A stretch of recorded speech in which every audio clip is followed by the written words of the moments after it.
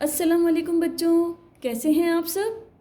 जी प्यारे बच्चों, आज जो कहानी मैं आपको सुनाऊंगी उसका नाम है छलावा। बचपन इंसान की ज़िंदगी का सबसे हसीन दौर है। इस दौर की खूबसूरत यादें उम्र भर इंसान के साथ रहती हैं। मुझे अच्छी तरह याद है कि मैं उन दिनों 5वीं जमात में पढ़ता था और मेरी उम्र 11-12 साल से ज़्यादा ना होगी। काशिफ भाई मुझसे साल 1.5 साल बड़े थे और छठी जमात के तालिबे इल्म थे। उस वक्त कंप्यूटर, इंटरनेट वगैरह तो थे ही नहीं, इसलिए बच्चों को पढ़ाई और खेल के लिए बहुत सारा वक्त मिल जाया करता था। मुझे और काशिफ भाई को उस ज़माने में कहानियाँ पढ़ने में बड़ा लुत्फ़ आता था। हम अपने जेब खर्च से कहानियों की किताबें ख़रीदते। पुरअसरार किस्म की कहानियाँ पढ़ने में तो और भी मज़ा आता था। लेकिन कुछ दिनों से काशिफ भाई ने एक और शौक़ भी पाल लिया था, और ये था साइकिल चलाने का शौक़, बल्कि ख़्वाब। जहाँ मौका मिलता किराए पर साइकिल हासिल करके खूब मशक करते, और मुझे भी उन्होंने इस शौक़ में अपना हिस्सेदार बना लिया था। मैं अक्सर उनकी साइकिल को धक्का लगाया करता था। एक दिन मैंने उनसे कहा, क्यों जी, क्या बात हुई, धक्के लगाएं हम और आप खूब मज़े करते रहें। हमें भी साइकिल चलाना सिखा दें ताकि हम भी उस पर सवार होकर हवा में उड़ें। कहने लगे, ये कौन सी मुश्किल बात है, आज शाम को ही सही, मगर साइकिल सिखाने के लिए ज़रा खुली जगह चाहिए। ऐसा करते हैं, शाम को मैदान में चलते हैं। हम तो ये सुनकर बहुत ही खुश हुए। शाम को साइकिल किराए पर ली और मैदान को हो लिए। हम साइकिल की इस तालीम में काफ़ी नालायक ठहरे। अव्वल तो सवार होना ही ना आता था। बड़ी मुश्किल से सवार हुए तो तवाज़ुन बरकरार ना रख सके और धड़ाम से ज़मीन पर आ रहे। लगता था ये शौक़ हसरत बन जाएगा। काशिफ भाई ने कहा, तुम ऐसा करो, पिछली वाली सीट पर बैठकर मुझे साइकिल चलाता हुआ देखो, खूब अच्छी तरह मुशाहिदा करो मैं तवाज़ुन कैसे बरकरार रखता हूँ, कैसे साइकिल मोड़ता हूँ और कैसे रोकता हूँ। मैंने उनकी बात मान ली और ख़ामोशी से साइकिल की पिछली सीट पर बैठ गया।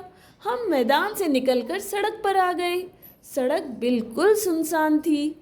बात दरअसल ये थी कि हम जिस इलाके में रहते थे वो तो खूब आबाद था, मगर उससे आगे का इलाका बिल्कुल गैर आबाद था। इक्का दुक्का इमारतें ज़ेरे तामीर थीं और बस। खैर, हम साइकिल पर झूमते झामते मज़े से आगे बढ़ते जा रहे थे और शाम भी ढलती जा रही थी। सड़क के इर्द गिर्द झाड़ियाँ थीं, कुछ ऊंचे नीचे टीले थे जिन पर खुदरू सब्ज़ा उगा था। मौसम सर्द था, हवा भी खुशगवार थी। ऐसे में साइकिल का ये सफ़र बहुत दिलकश लग रहा था। हम इसी मौज मस्ती में चले जा रहे थे कि सन्नाटे में छन छन छन की आवाज़ सुनकर मेरे कान खड़े हो गए।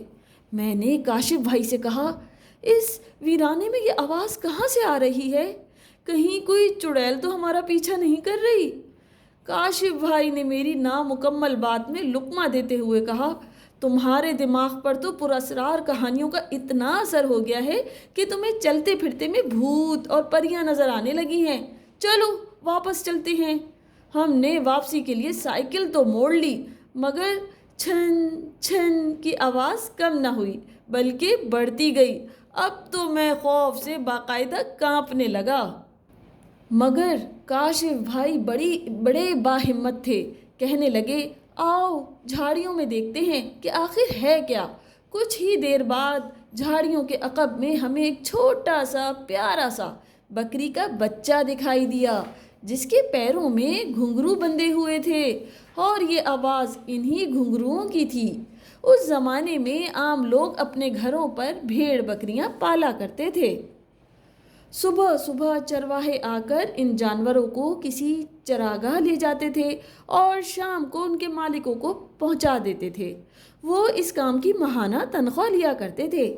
आज कोई चरवाहा इस बच्चे को यहाँ भूल कर चला गया था। شام گہری ہو جانے پر یہ بچہ پریشان ہو رہا تھا اور ہمارے پیچھے پیچھے آ رہا تھا۔ کاشف بھائی نے کہا، تم اسے گود میں لے کر بیٹھ جاؤ، صبح جب گلی میں چرواہا آئے گا اسے ہم اس کے حوالے کر دیں گے اور اس طرح یہ اپنے مالکوں کے پاس پہنچ جائے گا۔